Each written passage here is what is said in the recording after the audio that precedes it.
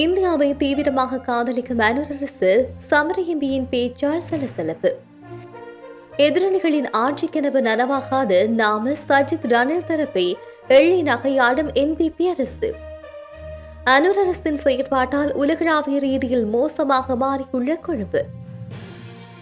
வெளிநாட்டு வாழ் இளைஞர்களால் கிடைத்துள்ள பெருந்தொகை பணம் மத்திய வங்கியின் அறிவிப்பு. ஈரானுடன் வர்த்தகம் செய்யும் நாடுகளுக்கு எதிராக டிரம்பின் ஒரு புதிய அதிரடி உத்தரவு. மறைமுக பேச்சுவார்த்தையில் ஈடுபட்ட அமெரிக்கா ஈரான்.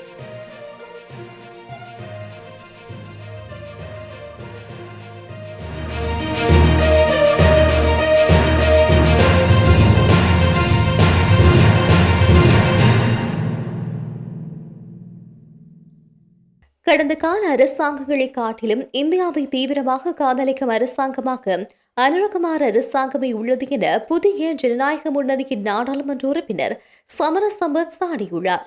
அத்துடன் இந்தியாவின் விருப்ப வெறுப்புகளுக்கு அமையவே அரசாங்கம் செயற்படுகின்றது, இவர்களுக்கு வெட்கமில்லையா என சமர சம்பத் தெரிவித்தார்.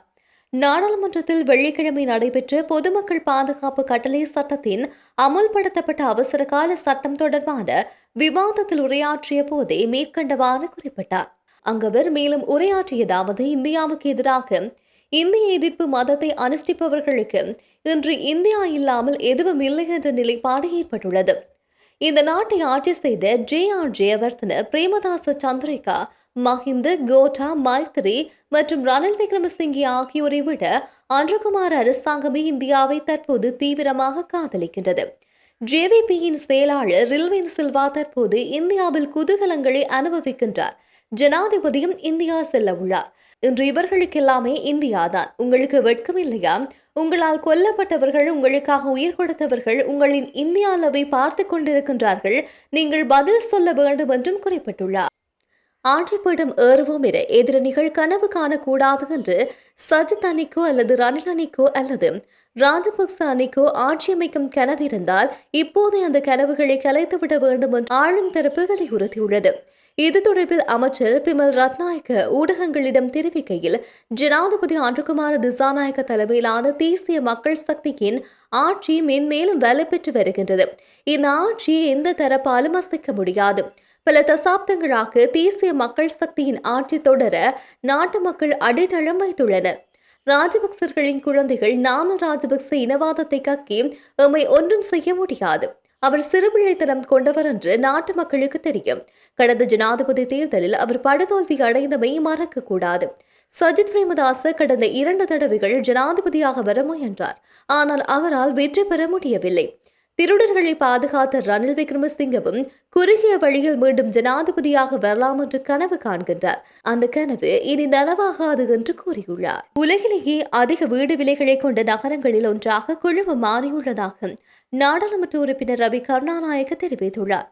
பிராந்தியத்தில் பிற நாடுகளுடன் ஒப்பிடும்போது இலங்கையில் கட்டுமான பொருட்களின் விலைகள் அதிகமாக இருப்பதாகவும் நாடாளுமன்ற உறுப்பினர் குறிப்பிட்டுள்ளார். அதற்கமைய இலங்கையில் சீமெந்து விலை மற்ற நாடுகளை விட 45% அதிகமாகவும், பல நாடுகளுடன் ஒப்பிடும் போது இலங்கையின் இரும்பு விலை 75% அதிகமாக இருப்பதாகவும் நாடாளுமன்ற உறுப்பினர் சுட்டிக்காட்டியுள்ளார். இதற்கு முக்கிய காரணம் நாட்டில் தற்போதுள்ள வரிமுறையே என அவர் சுட்டிக்காட்டினார். இதற்கமைய அரசாங்கம் தற்போதுள்ள வரிமுறைக்கு கவனம் செலுத்த வேண்டும் என்று ரவி கருணாநாயக்க குறிப்பிட்டுள்ளார். கட்டுமான துறைக்கு நிவாரணம் வழங்குவதன் மூலமாக பொருளாதார நடவடிக்கைகளை அதிகரிக்க முடியும் என நாடாளுமன்ற உறுப்பினர் ரவி கருணாநாயக்க மேலும் தெரிவித்துள்ளார். 2026ஆம் ஆண்டு ஜனவரியில் வெளிநாட்டு தொழிலாளர்கள் இலங்கைக்கு மொத்தமாக 751.1 மில்லியன் அமெரிக்க டாலர்களை அனுப்பியதாக இலங்கை மத்திய வங்கி தெரிவித்துள்ளது. இலங்கை மத்திய வங்கி வெளியிட்டுள்ள சமீபத்திய அறிக்கையில் இந்த விடயம் குறிப்பிடப்பட்டுள்ளது. இதன்படி 2025 ஜனவரியில் வெளிநாட்டு பணம் அனுப்பும் தொகை 573 மில்லியன் அமெரிக்க டாலர்களாக பதிவு செய்யப்பட்டுள்ளது. கடந்த ஆண்டு அதே காலப்பகுதியுடன் ஒப்பிடும்போது 2026 ஜனவரியில் வெளிநாட்டு பணம் அனுப்பும் தொகை 178.1 மில்லியன் அமெரிக்க டாலர்களாக அதிகரித்துள்ளது.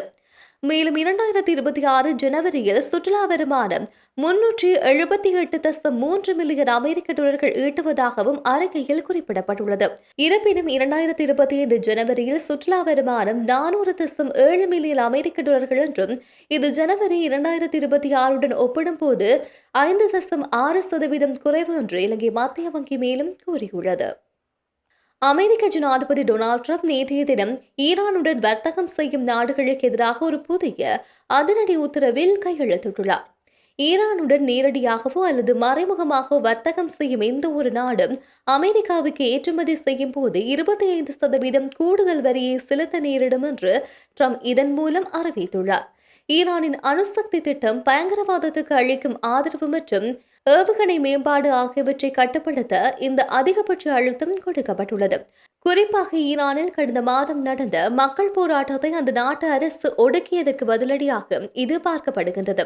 இந்த உத்தரவு பிறப்பிக்கப்பட்ட அதே நேரத்தில் ஓமான் நாட்டில் அமெரிக்கா மற்றும் ஈரான் அதிகாரிகளுக்கு இடையிலான பேச்சுவார்த்தைகள் நடந்து வருகின்றது. அமெரிக்க தரப்பில் ஜெரட் குஷ்னர் மற்றும் ஸ்டீவ் விட்கோஃப் ஆகியோர் இந்த சந்திப்பில் பங்கேற்றுள்ளனர். ஈரான் தரப்பில் வெளியுறவு அமைச்சர் அப்பாஸ் அராகி தலைமை தாங்குகின்றார். மத்திய கிழக்கில் அமெரிக்கா மற்றும் ஈரான் நாடுகளுக்கு இடையே போர் மூழும் அபாயம் அதிகரித்துள்ள சூழலில் இரு நாடுகளின் உயர்மட்ட அதிகாரிகள் ஓமான் தலைநகர் மஸ்கட்டில் ரகசிய மற்றும் மறைமுக பேச்சுவார்த்தைகளில் ஈடுபட்டனர்.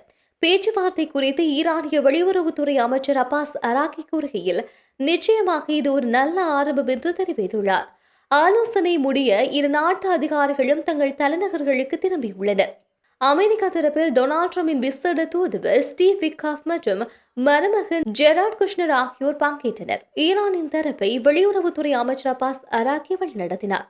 ஈரான் தனது அணுசக்தி திட்டத்தை முடக்க வேண்டும் என்றும் செறிவூட்டப்பட்ட யுரேனிய கையிருப்பை அகற்ற வேண்டும் என்று அமெரிக்கா வலியுறுத்துகின்றது. ஆனால் தனது ஏவுகணை திட்டம் மற்றும் பிராந்திய ஆதரவு குழுக்கள் குறித்த கோரிக்கைகளை ஈரான் இறையாண்மை மீறல் என்று கூறி நிராகரித்துள்ளது. சமீபத்தில் ஈரானில் வெடித்த மக்கள் போராட்டங்களை அந்த நாட்டு அரசு ஒடுக்கிய விதத்தில் சுமார் 6000க்கும் மேற்பட்டோர் கொல்லப்பட்டதாக மனித உரிமை அமைப்புகள் கூறுகின்றன. இதனால் கோபமடைந்த ஜனாதிபதி ட்ரம்ப் ஈரான் அரசாங்கத்தின் ஒப்பந்தத்திற்கு இணங்காவிட்டால் அந்த நாட்டின் மீது குண்டுவீச்சு நடத்தப்படும் என்று எச்சரித்துள்ளார். இதற்காக ஆயிரக்கணக்கான துருப்புகள் மற்றும் ஒரு பிரம்மாண்டமான போர்க்கப்பல் படையை அமெரிக்கா மத்திய கிழக்குக்கு அனுப்பியுள்ளது. அமெரிக்கா தாக்கினால் இஸ்ரேல் மற்றும் அமெரிக்க ராணுவ தளங்கள் மீது பதில் தாக்குதல் நடத்துவோம் என்று ஈரான் சபதமிட்டுள்ளது. இருப்பினும் 1979 புரட்சிக்கு பிறகு தற்போதைய ஈரான் அரசு பொருளாதார ரீதியாகவும் அரசியல் ரீதியாகவும் மிக பலவீனமான நிலையில் இருப்பதால் இந்த பேச்சுவார்த்தையை ராணுவ நடவடிக்கையை தவிர்க்கும் ஒரு கடைசி வாய்ப்பாக ஈரான் பார்க்கின்றது. இந்த சூழலை தணிக்க எகிப்து, துருக்கி மற்றும் கட்டார் ஆகிய நாடுகள் பெரும் முயற்சியை எடுத்து வருகின்றது. அமெரிக்க வெளியுறவுத்துறை அமைச்சர் மார்க்கோ ரூபியோ கூறுகையில், பேச்சுவார்த்தை மூலமாக தீர்வு காண முயற்சிப்பதில் தவறில்லை. ஆனால் அணுசக்தி விவகாரத்தை தாண்டி பல விடயங்களில் உடன்பாடு எட்டப்பட்டால் மட்டுமே இது பயனுள்ளதாக இருக்கும் என்று தெரிவித்தார்.